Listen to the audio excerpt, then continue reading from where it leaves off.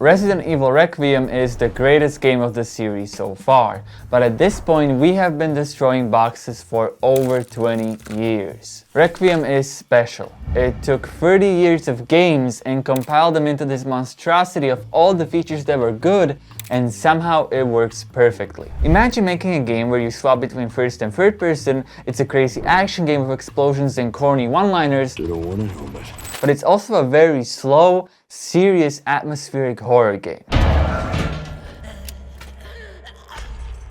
That's a complete shitstorm on paper, but Capcom pulled it off. Requiem puts you in the shoes of Grace Ashcroft, an FBI agent who's forced to investigate a murder that occurred in the...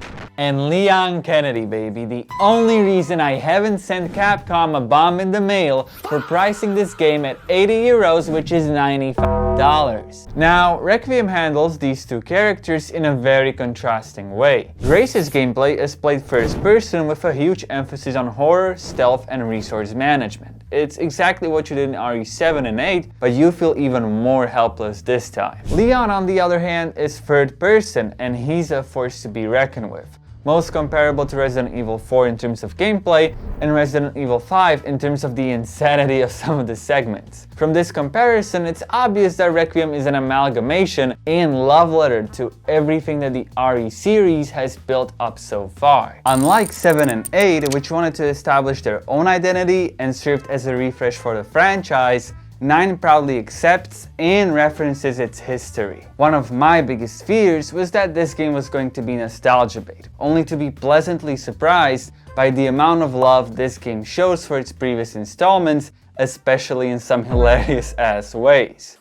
The story of this game is great. If there's something that makes or breaks a Resident Evil story, it's how well it intertwines with its characters. People will never care about the T, C, X, Y, and Z virus with its 67th mutation. They're gonna care about Leon blowing the infected heads off. So making your characters a major part of the plotline itself is the best thing you can do. Unlike Resident Evil 2 and 4, where Leon has a clear task that gets derailed due to plot, like rescuing Ashley only to get involved in the Las Plagas conspiracy, Requiem Leon is one of the main driving forces of the story, with the other one being Grace. The cherry on top being that Leon's trauma from the previous games is put in the forefront, with him finally confronting his survivor's guilt by doing what he couldn't do in Resident Evil 2, not bagging Ada, and also kind of failing to save everyone. Funnily enough, this is another amazing contrast in Requiem. Grace has you play as the role of the hunted, as she's the key part of unlocking a bioweapon that could destroy the world, whereas Leon is the hunter, doing everything in his power to stop that from happening. Unfortunately, this contrast doesn't translate that well into gameplay. Leon's part is amazing. You've got high-octane zombie killing with crazy moments like brutal finishers,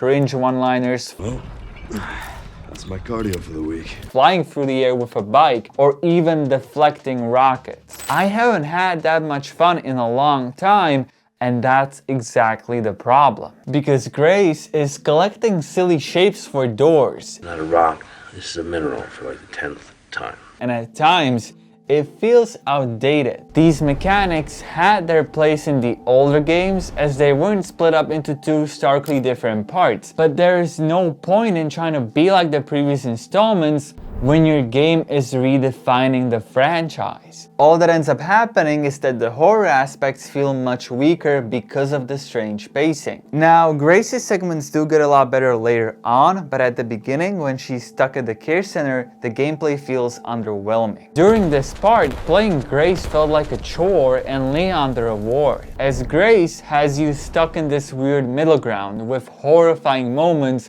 where you genuinely feel helpless. But there's also the typical free roam resource management exploration, which kind of feels forced. Spoilers ahead, the gameplay becomes much better once you rescue Emily. And even in moments where it becomes a bit boring again, like at the end when you get accustomed to the arc, when you start backtracking, the story gets so intense with Leon being on death's door and Grace finding out that she was adopted by the Oswald Spencer, the founder of Umbrella himself, you don't really care that the gameplay gets boring. And I understand that if it isn't broke, why fix it? But I feel like at the same time, Grace should step away from RE7 and 8 and try to be her own thing even more. Okay, so what the do I mean by be her own thing? When Capcom was making Grace, they were going for a very specific vibe with her. She's absolutely terrified of everything that's happening, and that's completely understandable. She is dealing with unresolved trauma caused by the death of her mother, and she got kidnapped by an eighth of man. Yet she goes on, even going as far as to try to rescue Emily when she gets kidnapped by a mutated Marie. And this is when she's at her strongest, going against the odds whilst being a stuttering mess. Who are you? That's kind of helpless, but still having some tools to work with. You aren't a cool, composed protagonist. You're hiding behind boxes while shaking like crazy. Side note, when Leon gives her Requiem, it only has one bullet inside, so I have a feeling he had some other intentions for her. And Requiem is a really good gun for Grace. It's super strong, being able to kill most enemies in one shot, but bullets are scarce. When she fires it for the first time, she recoils like crazy. Jesus.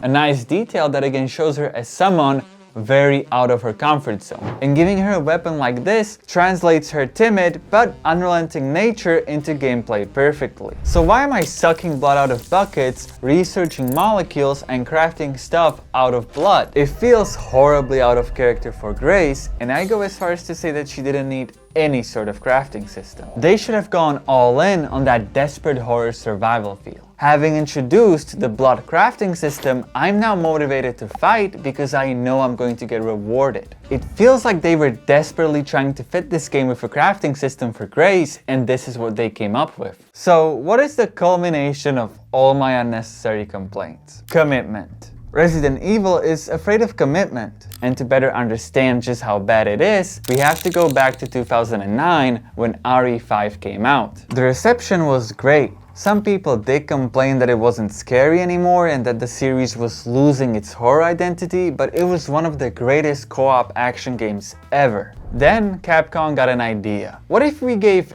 everyone what they wanted and did it in the craziest way possible? $100 million and 4 completely different campaigns ranging from solo stealth to co-op action later, and Resident Evil 6 was born. And it was a bit of a mess. A mess that cost twice as much as Requiem. This was supposed to be Capcom's magnum opus, and it ended up being very underwhelming. Now, after so many years had passed, a lot of people gave the game a second chance and realized that it wasn't the monster everyone made it out to be. But it will always stand as an important lesson of committing to one single thing instead of trying to be everything at once. So yes, Dad's gone through a divorce, he was publicly shamed for it, only for people to realize that it actually wasn't bad at all. However, it led to one of the greatest course corrections in gaming history with the release of Biohazard. And what makes this so great is that these guys were like, F it, all our previous games were third person, this one's gonna be first person.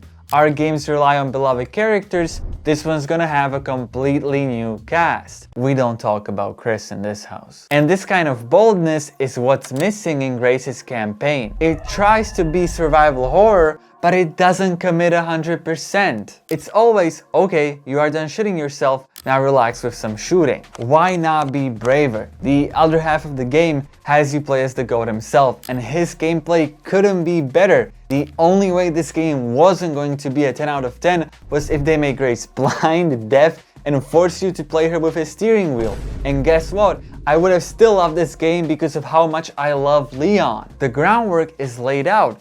Inventory management that causes tension, horrifying enemies, interesting setting.